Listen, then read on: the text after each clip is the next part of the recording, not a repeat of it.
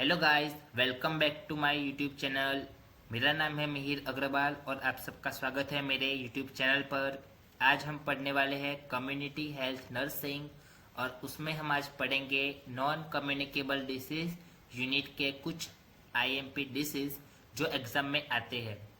Sorry अगर आपको बाहर रेन की आवाज़ यानी बरसात की आवाज़ आ रही हो तो। Okay, so let's get started. पहले हम पढ़ेंगे हाइपरटेंशन। ओके, तो हाइपरटेंशन का मतलब क्या होता है?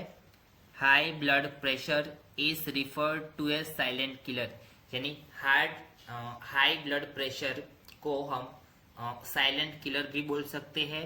Then next, it can exist without any warning sign and symptoms at pathological, यानी हाइपरटेंशन के एग्जिस्टेंस पे कोई वार्निंग साइन या सिम्टम्स हमें देखने को नहीं मिलते।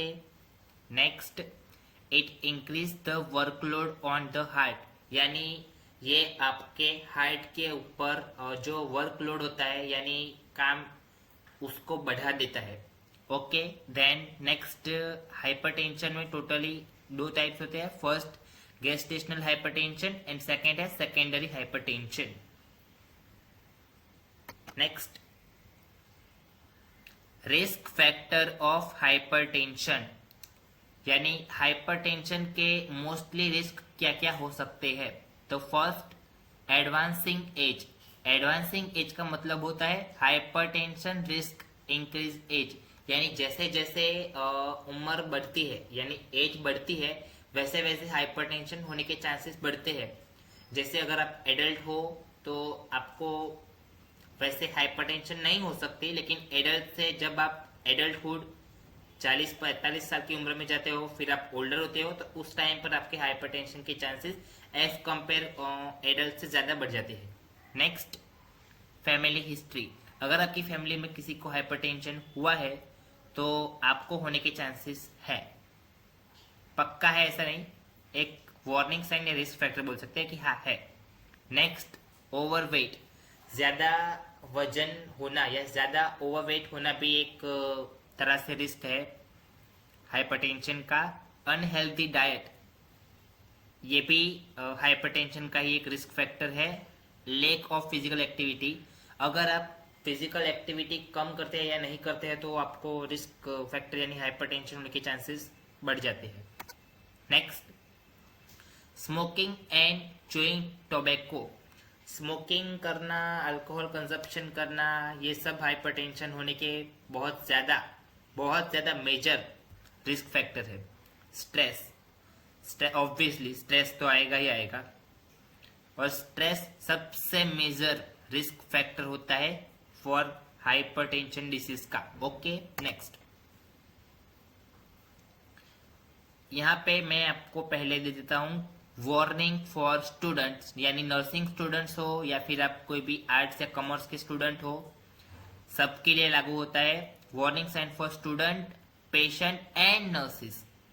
ओके, क्या लिखा है? Do not take any medication without consulting a doctor first, यानी आपको बिना डॉक्टर की परमिशन के कोई भी डिसीज की मेडिसिन नहीं लेनी चाहिए।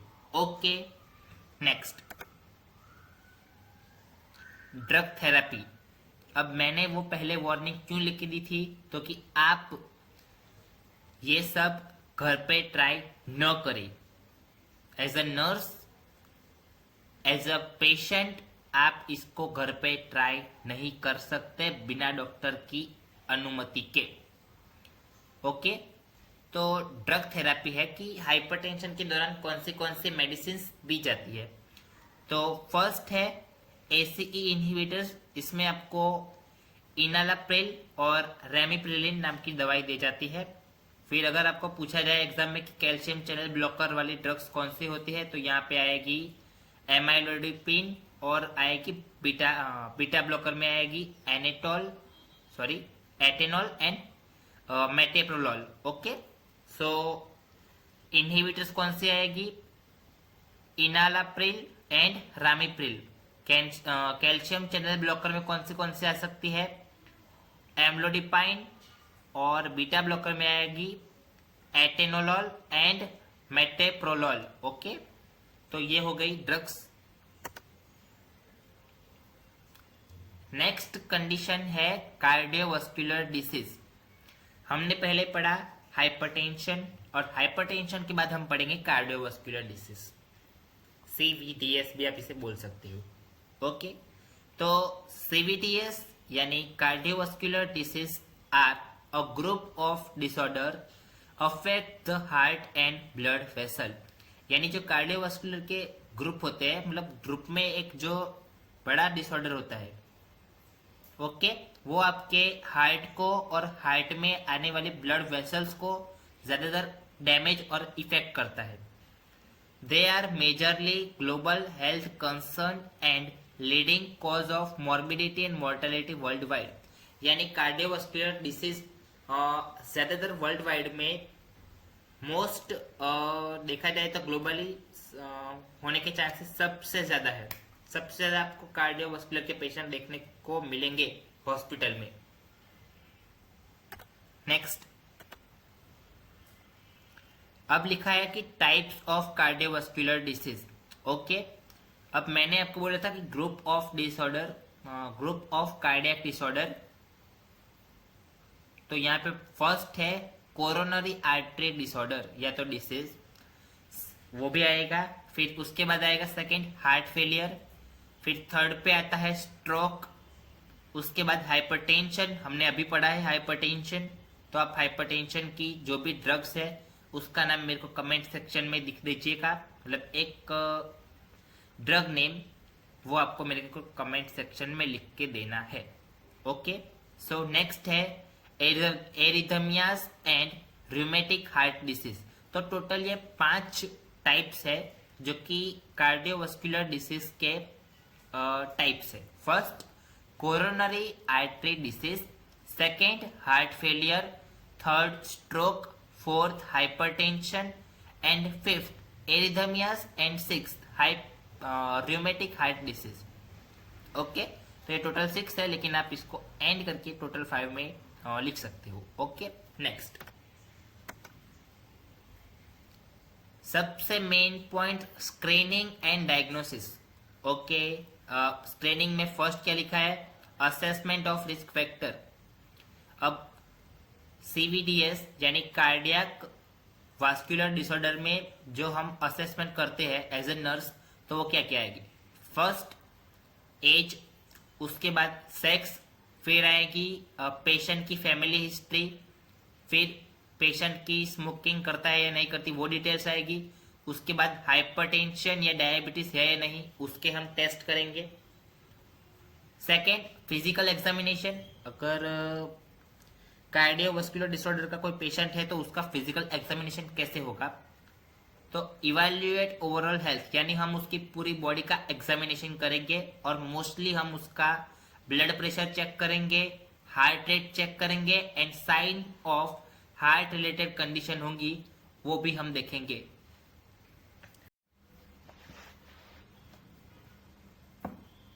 सो स्क्रीनिंग एंड डायग्नोसिस, तो थर्ड पॉइंट है मेडिकल हिस्ट्री।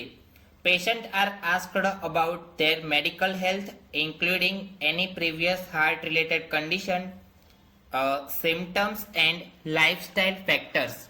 यानी इसका मतलब क्या है कि जो पेशेंट है वो हॉस्पिटल में किसी भी नर्स को या डॉक्टर को पूछ सकता है कि उसकी प्रीवियस मेडिकल हिस्ट्री जो थी हार्ट रिलेटेड कंडीशन की वो कैसी थी, और अभी की मेडिकल हिस्ट्री है उसमें उसके सिम्टम्स और लाइफ स्टाइल के फैक्टर्स कैसे है, यानी आगे मेरे को क्या करना है और क्या नहीं करना है, मतलब कैसे करना है।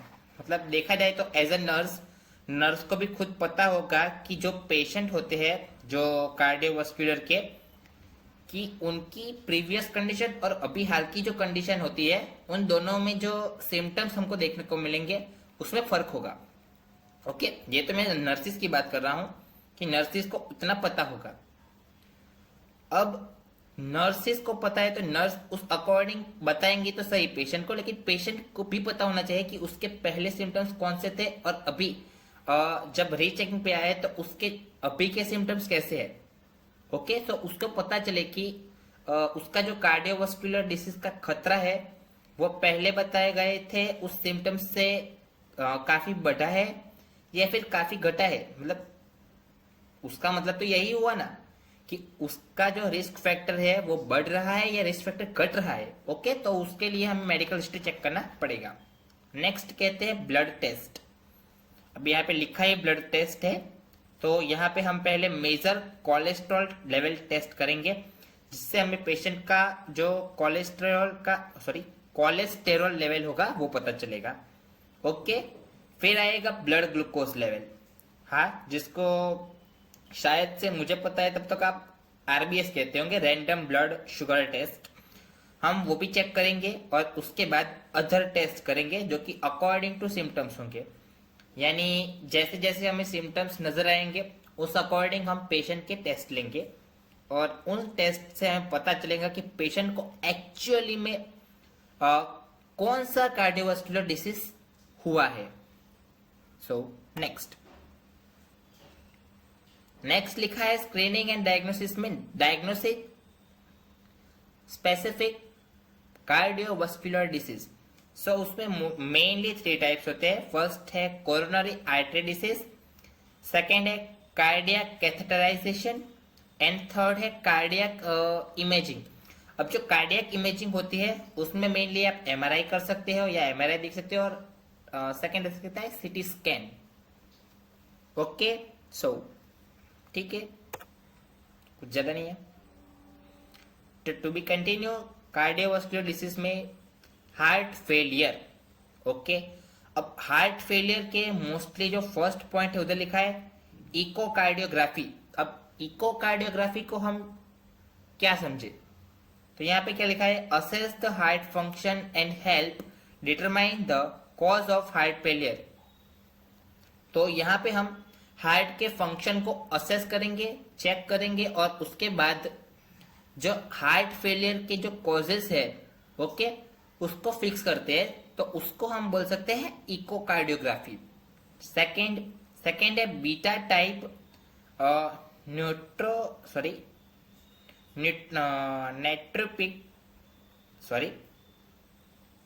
न्यूट्रोयूरेटिक पेप्टिक टेस्ट। इसमें क्या लिखा है, तो कि major a hormone release when the heart is under stress and helping to diagnose heart failure. यानी इसका सिर्फ सीधा मतलब है कि हम ये देखेंगे कि जब मेजर मतलब जब कोई हार्मोन रिलीज होता है उस टाइम पेशेंट जो हार्ट की कंडीशन है उसमें उसको स्ट्रेस या किसी हार्ट का डिसऑर्डर है, यानी हार्ट फेलियर की कंडीशन तो नहीं है। ओके, सो है तो हम उसको ट्रीटमेंट करेंगे, तो उस कंडीशन को हम बोल सकते हैं beta type natriuretic peptide test. क्या, beta type natriuretic peptide test. Next, अब उस कंडीशन में हम कौन सी मेडिसिन दे सकते हैं। अगर पेशेंट बोलता है या पेशेंट की फाइल देख के आपको पता चले कि पेशेंट को कार्डियोवास्कुलर डिसऑर्डर है, तो आप ऐसे टाइम पे कौन सी दवाई दे सकते हैं। तो आप वहां पे उस टाइम एंटीप्लेटलेट्स या एंटीकोगुलेंट दे सकते हैं। फिर कोलेस्ट्रॉल जब अगर वो बढ़ा है तो उसको घटाने के लिए कोलेस्ट्रॉल लोअरिंग मेडिकेशन दे सकते हैं। और अगर पेशेंट को हाइपरटेंशन है तो आप एंटी हाइपरटेंसिव ड्रग दे सकते हैं, देनी ही होगी वही। नेक्स्ट है न्यू पॉइंट और न्यू डिसीज जिसका कि नाम है बर्न्स। आई थिंक ये लाइफ में किसी ना किसी को हुआ ही होगा, चाहे किचन में हुआ हो, चाहे मेडिकल में मतलब हॉस्पिटल में हुआ हो, एक्सीडेंट के थ्रू, मतलब ये बर्न्स तो किसी ना किसी को कैसे भी हुआ ही होगा। हाँ, वो अलग बात है कि उसका लेवल है जो वो शायद फर्स्ट डिग्री हुआ होगा, सेकेंड डिग्री हुआ होगा, लेकिन मोस्टली फर्स्ट डिग्री पे ही सबको बर्न्स हो चुका होता है, उससे ज्यादा नहीं होता। और जो क्रिटिकल कंडीशन होती है उसमें थर्ड डिग्री या फोर्थ डिग्री तक चला जाता है। ओके, सो फर्स्ट कि बर्न्स को मैं एक्सप्लेन क्या ही करूं, लेकिन फिर भी यहाँ लिखा है तो पढ़ लेते हैं। तो यहाँ पे लिखा है it is an injury to skin and other tissue due to heat, radiation, radio activity, electricity, friction और केमिकल। यानी बर्न एक ऐसी इंजरी है जो आपकी स्किन और स्किन में होने वाले टिश्यू को क्या करते हैं, इंजर्ड करती है। कौन से तरीके से, तो कि गर्मी लगने से यानी हीट से, रेडिएशन से, फैक्ट्री में काम करने वाले रेडिएशन के कारण, फिर केमिकल होता है, वो केमिकल से भी, अगर फैक्ट्री के केमिकल्स या केमिकल वाटर हो तो केमिकल की चीज़ों से भी आपको रेडिएशन हो सकता है। फिर radio activity, electricity, electric current और फ्रिक्शन और फ्रैक्चर। ओके, तो ये सब एक टाइप का एक रीजनिंग हुआ जिसके कारण आपको स्किन और स्किन के टिश्यू डैमेज होते हैं। सो इससे आपको पता चल सकता है कि मोस्टली अगर आपको फर्स्ट लेयर की स्किन डिसीज है यानी स्किन बर्न हुआ है तो वो सुपरफिशियल होगा। सेकेंड डिग्री होगा तो सिर्फ और सिर्फ टिश्यू और स्किन को ऊपर ही बर्न होगा। थर्ड और फोर्थ डिग्री में आपको डीप में होगा जिसे आप क्रॉनिक बर्न कह सकते हैं। नेक्स्ट, अब यहाँ पे लिखा है कि रिस्क फैक्टर्स ऑफ बर्न्स, यानी ये जो बर्न होता है उसके मेनली रिस्क फैक्टर क्या हो सकते हैं। तो फर्स्ट हो सकते हैं house hold woman and children. Okay, next hazardous occupation, यानी जो आप काम कर रहे हो उस कारण भी आपको इंजरीज होती है जो कि मोस्टली फैक्ट्रीज में काम करने के कारण रेडिएशन से होती है। फिर घर में काम करते हो तो उस टाइम आपको इंजरी हो सकती है, जैसे कि नाइफ से आप जब सब्जी काटते हो तो उस टाइम जो नाइफ से छोटा सा भी कट शरीर पे लग जाता है तो उसमें भी आप इंजरी बोल सकते हो, लेकिन वो उतनी ज्यादा बड़ी इंजरी नहीं होती, सिर्फ नॉर्मल इंजरी कह दी जाती है। थर्ड पॉइंट है पोवर्ट ओवर क्राउडिंग, यानी कोई ऐसी जगह जहां पर बहुत ज्यादा भीड़ है वहां आप खड़े हो और किसी का धक्का लग जाए या आप गिर जाते हो भीड़ में तो आपको जो ऐसी लग जाते हैं हाथ पे या पैर पे या कोई भी जगह पे, तो वो इंजरी भी आपको एज अ बर्न्स में गिनी जाएगी।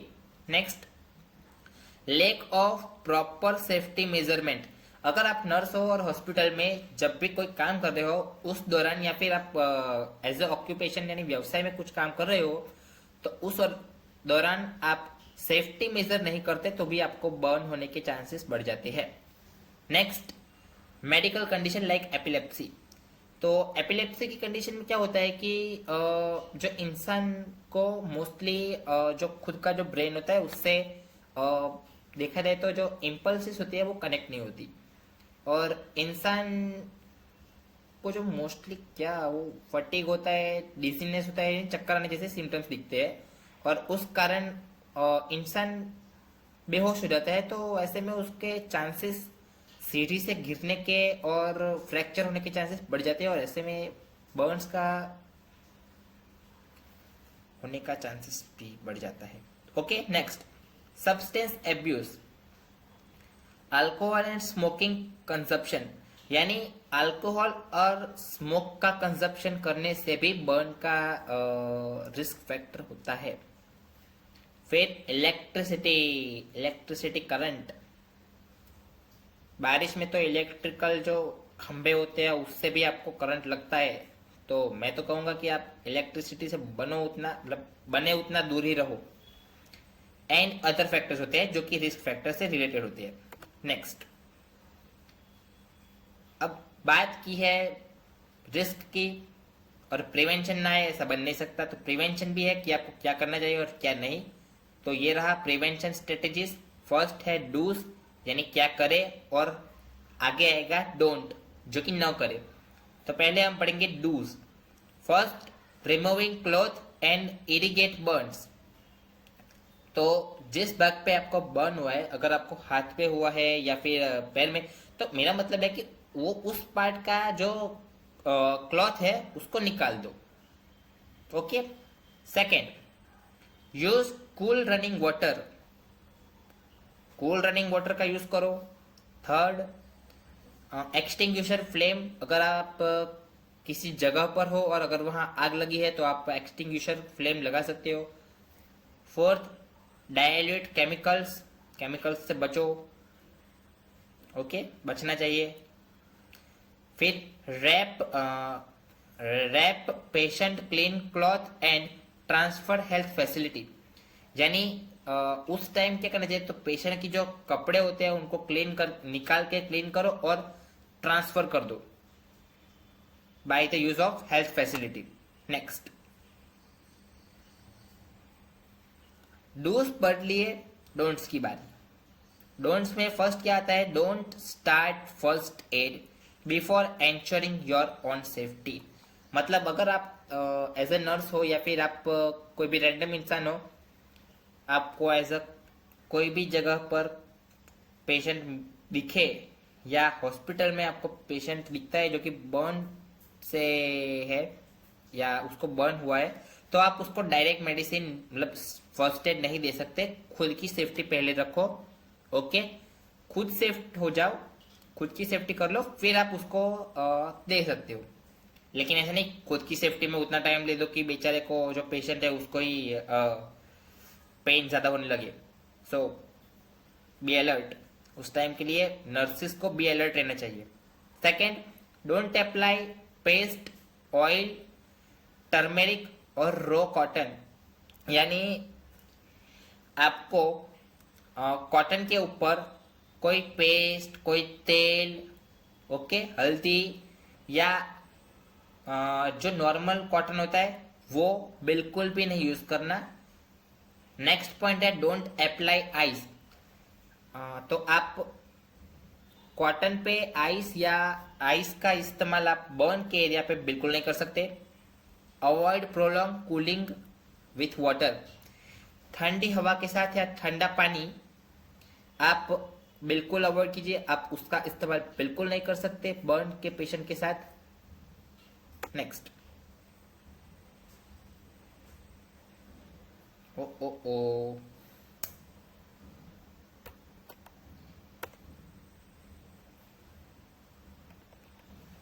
टॉपिक तो खत्म हो गए। वेट रुको। आज हमने टोटल 3 टॉपिक्स पढ़े, मतलब 3 डिसीज पढ़े हैं। फर्स्ट हमने पढ़ा हाइपरटेंशन। अगर 5 मार्क्स में हाइपरटेंशन का टॉपिक कम्युनिटी के पेपर में आता है तो आप हाइपरटेंशन का इंट्रोडक्शन लिख सकते हैं, फिर उसके रिस्क फैक्टर लिख सकते हैं, फिर आपको लिखना होता है उसका जो ड्रग डोज होता है वो, सॉरी ड्रग डोज नहीं, ड्रग थेरापी लिख सकते हैं, इतनी ही। फिर उसके बाद आप मैनेजमेंट लिख सकते हैं और फिर उसको फिनिश कर सकते हैं। फिर अगर कार्डियोवास्कुलर डिसीज पूछे तो उसमें आपको ऐसे कार्डियोवास्कुलर डिसीज सीवीडीएस पूछा है तो आप कोई भी एक लिख सकते हैं। मगर आपको अगर मेंशन किया है कि सिर्फ पर्टिकुलर दिस टॉपिक पे लिखना है तो फिर आपको उसी टॉपिक के अकॉर्डिंग लिखना होगा। ओके, सो मैं अभी आपको सीवीडीएस का ही फॉर्मेट दिखा रहा हूं, तो आप देख लो। इंट्रोडक्शन इतना आएगा, ये शॉर्ट नोट है, पूरा इसको कॉपी न करें। ये सीवीडीएस के टाइप है, फिर आप स्क्रीनिंग एंड डायग्नोसिस भी लिख सकते हैं। इसको आपको थोड़ा डिटेल में लिखना होगा क्योंकि शॉर्ट में नहीं लिख सकते और लिखोगे तो मार्क्स कम मिलेंगे। ओके, फिर है मेडिकल हिस्ट्री, ब्लड टेस्ट। आपको ये blood test examiner viva practical में पूछ सकते हैं तो ये याद रख लेना।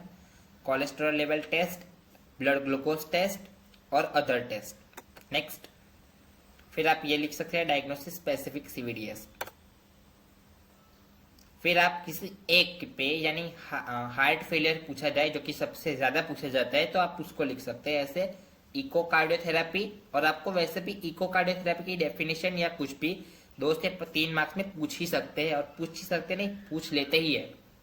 ओके, तो आप इसको मोस्ट आईएमपी समझकर तैयार कर लेना हार्ट फेलियर के टॉपिक को।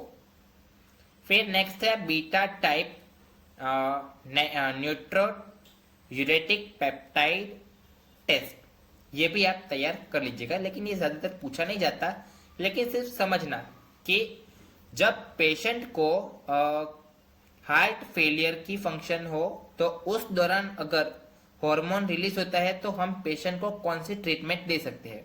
Okay, so that. फिर आपको उसकी मेडिसिन याद रखनी है, बस इतना बहुत है क्योंकि जहाँ तक मुझे पता है CVDS भी आपको 5 मार्क्स में ही पूछा जाता है। और बर्न्स की बात करूँ तो बर्न्स ज़्यादातर 3 और 3 से 5 मार्क्स में ही आता है, उससे ज़्यादा मार्क्स में नहीं आता। तो आप उसमें भी ये लिख सकते हो, सिंपल उसकी डेफिनेशन लिख लो, फिर आप उसके रिस्क फैक्टर लिख लो, फिर उसकी प्रिवेंशन स्ट्रेटेजीज लिख लो, डू एंड डोंट, और लास्ट में उसका मैनेजमेंट लिख लो। ओके, सो आज के लिए सिर्फ इतना ही। Thanks for watching. अगर वीडियो से आपको कोई भी नया टॉपिक सीखने को मिला है तो वीडियो को लाइक कर दे, चैनल को सब्सक्राइब कर दे, और मिलते हैं सीधा नेक्स्ट वीडियो की। नेक्स्ट वीडियो आएगी मेरी मंडे नहीं, ट्यूसडे को, जो कि होगी ऑब्स्टेटिक एंड गायनेकोलॉजी की। तो मिलते हैं ट्यूसडे।